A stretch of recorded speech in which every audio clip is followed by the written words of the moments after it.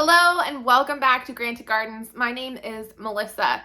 On the last video, you guys got to watch me do my 2023 houseplant tour. And during that video, you saw just the abundance of plant life that we have here in our home on our homestead.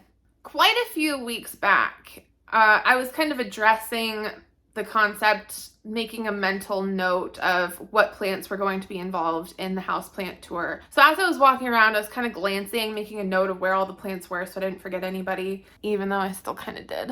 I kind of came to the conclusion that I like my plants to kind of have a flow to them. Like instead of just having plants set randomly around the room, I like to have kind of different shapes, different sizes, and different heights, if you will.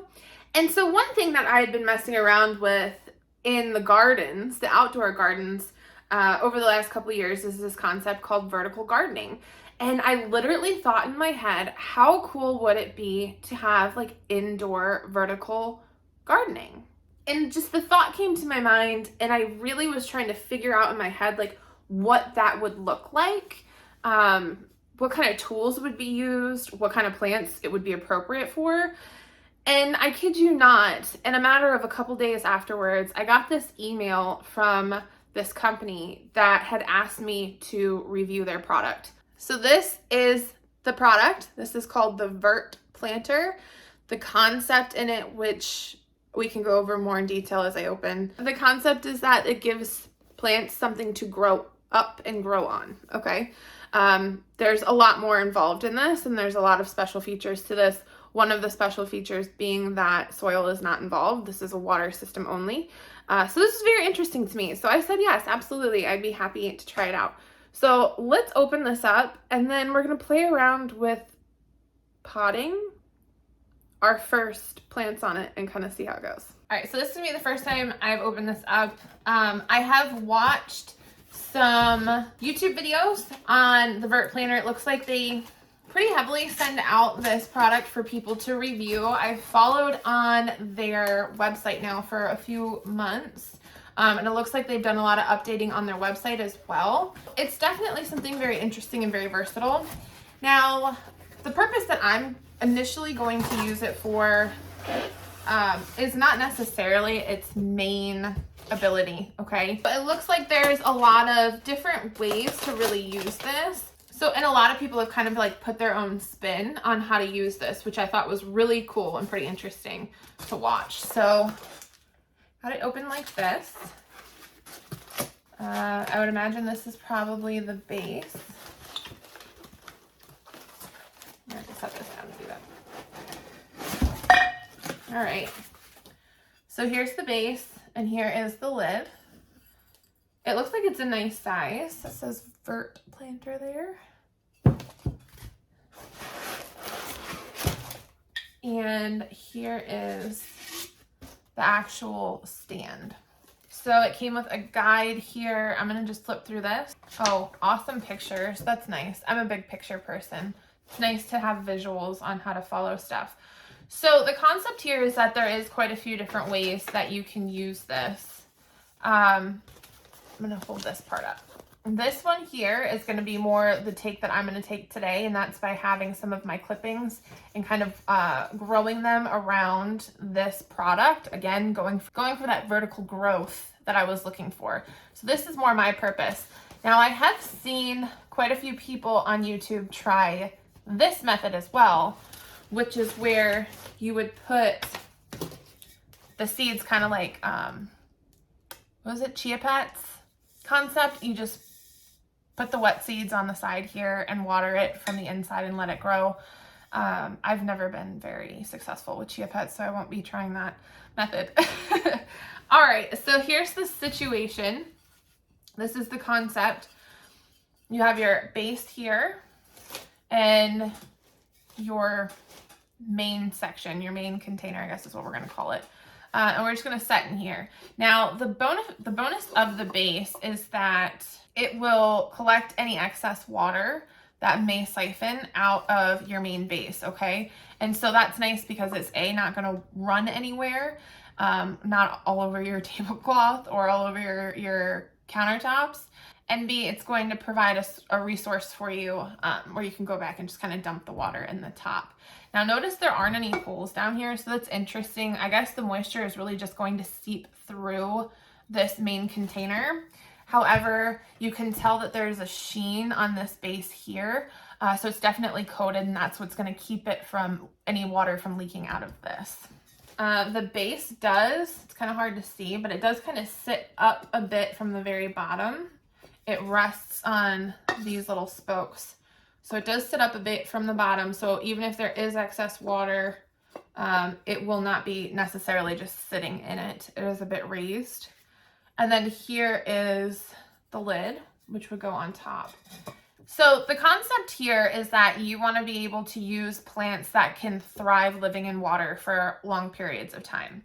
My go-tos right now are going to be my wandering Jew, and I don't know, we might play around a little bit with my pathos too and see if we can get a really fun look out of this. The roots of the plant themselves will kind of attach to these walls, they'll grow to these walls, and that's how they're going to absorb their moisture, is through the walls of this main container.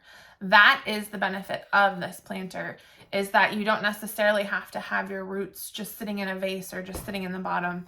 They can actively grow throughout the sides of the container and continue to receive water that way. And then obviously you would just pour your water in through the top.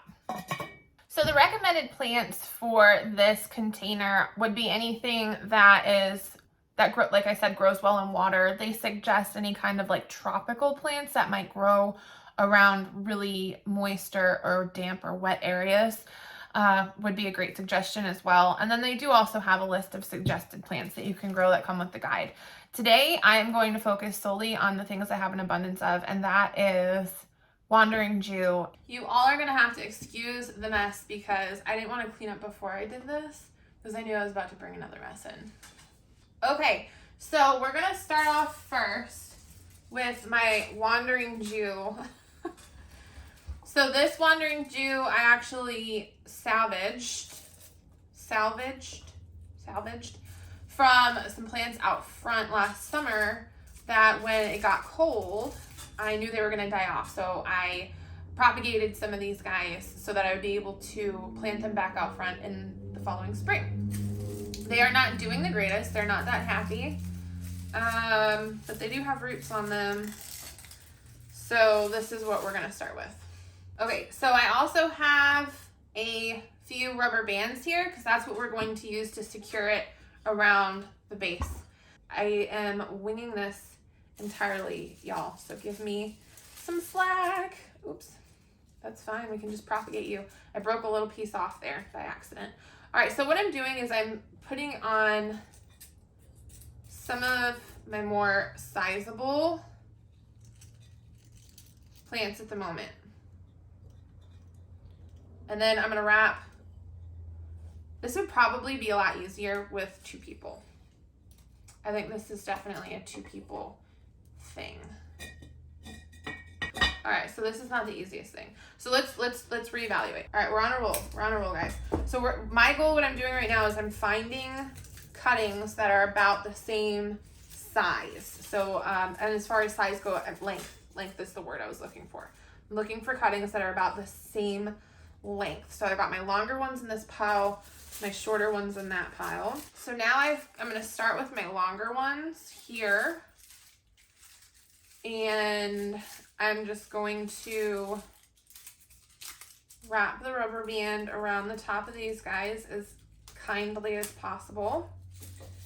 And then I'm going to wrap the rubber band around our VertPlanter. So now I'm just going to spread these out so that they look pretty. But to be honest with you, that doesn't look terrible either. That's kind of cool.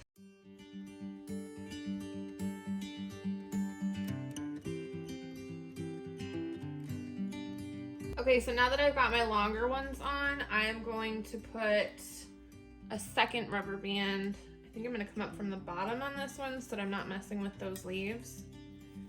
I'm going to put my second rubber band closer to the base of the body, and I'm going to put my smaller plants, my smaller cuttings around that into that second rubber band.